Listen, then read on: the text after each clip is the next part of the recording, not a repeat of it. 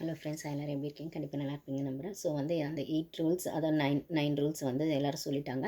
So இந்த சைடில் வந்து இவங்க வந்து எம்ப்ளாயீஸ் என்ன டிசைட் பண்ணாங்கன்னா, நடுவில் அவங்க பேசிட்டு இருக்கும்போது இவங்க டிஸ்கஷனும் நடக்குது. இந்த மாதிரி வந்து யூனியன் லீடர் வந்து அவங்க செலக்ட் பண்ண முடியாது. மேனேஜர் சைடில் நம்ம தான் செலக்ட் பண்ணணும். ஸோ நம்மளுக்கான சைடில் வந்து நம்மளுக்கு யார் பேசுவாங்கன்னு தெரிஞ்சு செலக்ட் பண்ணோம் அப்படின்போது இவங்க ஒன்று யோசிச்சு வைக்கிறாங்க. அதாவது நம்ம வந்து டெய்லியே ஒரு யூனியன் லீடரை மாற்றிட்டே இருக்கலாம் அப்படிங்கிற மாதிரி. ஏன்னா 3 நாள் நடக்கும் அந்த டாஸ்க், 2 நாள் 3 நாள் மாற்றலாம் அப்படின்போது, சரி ஓகே இன்னைக்கான யூனியன் லீடரை பவித்ரா இருக்கட்டும் அப்படிங்கிற மாதிரி பேசுகிறாங்க. ஸோ அதுக்கப்புறம் நைட்டு வரைக்கும் இது அப்படி இப்படி பேசி சாப்பிட்டு எல்லாம் முடிச்சு ஈவினிங் வந்து ஒரு இடத்துல வந்துட்டு இவங்க இந்த ரூல்ஸ் எல்லாம் சொன்னதுக்கப்புறம் அவங்க வந்து அந்த சைட்லேருந்து வந்து சரி ஓகே ஒரு டிஸ்கஷனாக பேசுவோம் அப்படிங்கிற மாதிரி சொல்கிறாங்க. மேனேஜர்ஸ் விஸ் எம்ப்ளாயீஸ் அப்படின்னும் போது உட்காந்து பேசலாம் அப்படின்னு வந்து இப்போ வந்து இவங்க சொல்கிறதெல்லாம் அவங்க அக்செப்ட் பண்ணிட்டாங்களான்னு ஒரு விஷயம் வரணும் இல்லைங்களா? அவங்க டிஸ்கஸ் பண்ணிட்டு ஒத்துக்கிட்டாங்களா இல்லையா இந்த 9 ரூலுக்கும் அப்படின்னு. ஸோ அந்த இடத்துல வந்து பேசலாம் அப்படின்னும் போது அருண் வந்து ரெஸ்ட் ரூம் யூஸ் பண்ணோம் அப்படிங்கிறாரு. ஸோ அவர் ரெஸ்ட் ரூம் யூஸ் பண்ணும்போது பார்த்தீங்கன்னா எவ்வளோ நேரம் ஆகும், எப்போ வருவீங்க அப்படிங்கிற மாதிரி ஜாக்லின், முத்து எல்லாமே கேட்குறாங்க. இது வந்து அது வந்து மேனேஜர்ஸ் வந்து அது கேட்டிருக்க வேண்டாம், அதுக்கு கூட ஒரு ஃப்ரீடம் இல்லையா அப்படிங்கிற மாதிரி நம்மளுக்கு ஒன்னாரில் காட்டினாலும், எப்படி இருந்தாலும் அந்த சைட்லேருந்து வந்து பேசணும்னு சொன்னது எம்ப்ளாயீஸ் தான். நாங்கள் டிஸ்கஸ் பண்ணிட்டு சொல்கிறோம் அப்படின்னும் போது, ஆனால் இவங்களும் கொஞ்சம் விட்டு கொடுத்துருக்கலாம். சரி ஓகே நீங்கள் போயிட்டு வாங்க, வந்ததுக்கப்புறம் எல்லாருமா சேர்ந்து உட்காந்து பேசலாம் அப்படின்னு. ஏன்னா இவர் போயிட்டு வர அந்த கேப்பில் ரயான் தான் சைக்கிளிங் பண்ணணும். ஸோ 2 பேருமே எம்ப்ளாயி சைடில் அந்த சைடில் மீட்டிங் 2 பேருமே இல்லைன்னா அப்போ மற்றவங்கள வச்சு மட்டும் எப்படி மீட்டிங் பேசுவீங்க அப்படின்னு வந்து அருண் கேட்ட கொஸ்டின் தப்பாக எனக்கு தெரியல. கரெக்டாக தான் கேட்டார். ஸோ வந்து இது வந்து எவ்வளோ நேரம் ஆகும் ஜாக்லின் கேட்டதோ, இல்லை போயிட்டு சீக்கிரமாக வாங்கன்னு முத்து சொன்னது எல்லாமே வந்து அந்த இடத்துல கொஞ்சம் வந்து அருணும் கொஞ்சம் வாய்ஸ் ரைஸ் பண்ணி வந்து நாங்கள் எல்லாமே எப்படி பேசுவீங்க அப்படின்னதும் சரி ஓகே போயிட்டு வாங்க சீக்கிரம் வாங்கன்னு சொன்னது ஒரு லுக் எப்படி ஒரு வழியாக செட்டில் ஆகிட்டு வந்து பேச ஆரம்பித்தாங்க. பேச ஆரம்பிக்கும் போது அவங்கவுங்க பாயிண்ட் அவங்கவுங்க எடுத்து வச்சாங்க. இதில் வந்து எங்கள் யூனியன் லீடரை நாங்கள் தான் செலக்ட் பண்ணுவோம் அப்படிங்கிற மாதிரி வந்துட்டு அருண் திருப்பி வைக்கிறாரு. அதுக்கப்புறம் ராணுவ வந்து சொல்கிறாங்க அந்த இடத்துல அன்னைக்கு வந்து யூனியன் லீடரை பவித்ரா அவங்க செலக்ட் பண்ணதுனால பவித்ரா கொஞ்சம் பேசுகிறாங்க நடுநடுவில்.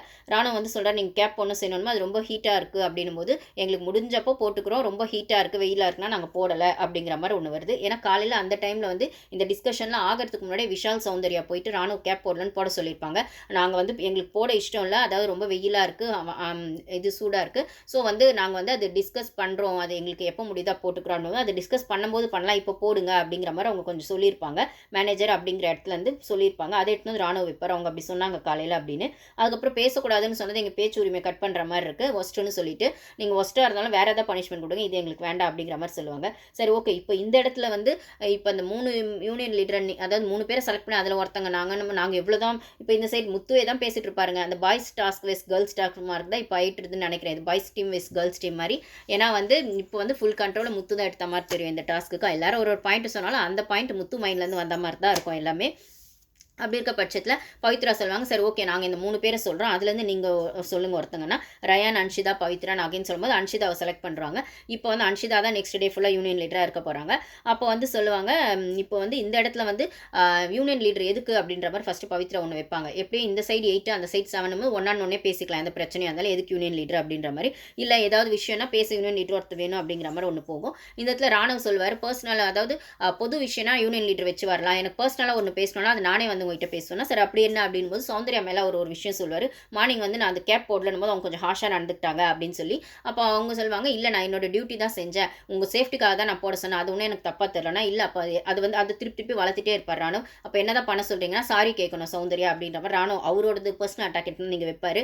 அப்போ ராணுவ சௌந்தர்யா சொல்லுவாங்க இல்லை நான் ஒன்றும் அப்படி தப்பெல்லாம் பண்ணல, நான் சாரிலாம் கேட்க மாட்டேன், ஆஸ் அ மேனேஜர் என்னோட டியூட்டி தான் நான் செஞ்சேன், ஒரு ஒர்க்கர் வந்து அந்த கேப் போட்டு வேலை செய்யணுன்றது ஒரு சேஃப்டி பர்பஸ்க்காக சொல்கிறது, நான் அதனால தான் சொன்னேனே தவிர இதுக்கு நான் சாரிலாம் கேட்க மாட்டேன் அப்படிங்குவாங்க. அது அப்படி இப்படி போய் வந்துடும்.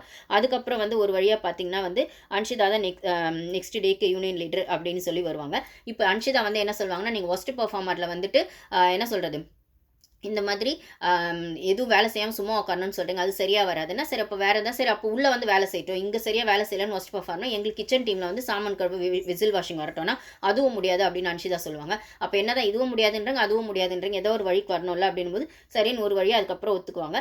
அதுக்கப்புறம் இது வந்து நியாயமாக நீங்களே பண்ணி அனுப்பணும், யாராவது உங்கள் சைடில் வந்து ஒஸ்ட் பர்ஃபார்மராக இருந்தாங்கன்னா நீங்களே வந்து அது பண்ணிவிட்டு எங்களுக்கு வந்து சொல்லணும், அப்புறம் வந்து அவங்களுக்கு வந்து அங்கே விசில் வாஷிங்கில் நாங்கள் வேலை கொடுப்போம்னா சரின்னு ஒத்துக்கிறாங்க. ஒரு வழியாக இந்த பஞ்சாயத்து இப்படி ஆகுது. ஸோ இது அதுக்கப்புறம் அதுக்கப்புறம் நைட்டு வந்து எல்லாருமே அங்கே தான் தூங்குறாங்க எம்ப்ளாயீஸ் எல்லாருமே. மறுநாள் பார்த்தீங்கன்னா நான் வந்து இதில் பார்த்தேன் லைவில், ரொம்ப கொசு கடியாக இருந்தது, அது சின்ன சின்ன பூச்சிலாம் வந்துச்சு அப்படின்னு பவித்ராலாம் புலம்புறத பார்க்க முடிஞ்சுது. அப்புறம் ரஞ்சித் வந்துட்டு இது இதெல்லாம் கொடுத்தாரு, க்ரீம் எல்லாம், அதெல்லாம் போட்டு தான் படுத்தேன் அப்படிலாம் பார்க்கறது சொன்னதை பார்க்க முடிஞ்சுது. ஸோ அந்த டாஸ்க் வந்து வெளியிலேயே வந்து ஃபுல் அண்ட் ஃபுல் இருக்கணும். அவங்களுக்கு கை கழுவ செய்யலாம் கூட வெளிலே தண்ணி எடுத்துன்னு வந்து வச்சிடுறாங்க. தண்ணி வேணும்னா நைட் மட்டும் பாட்டிலில் பிடிச்சி வச்சிடுறாங்க.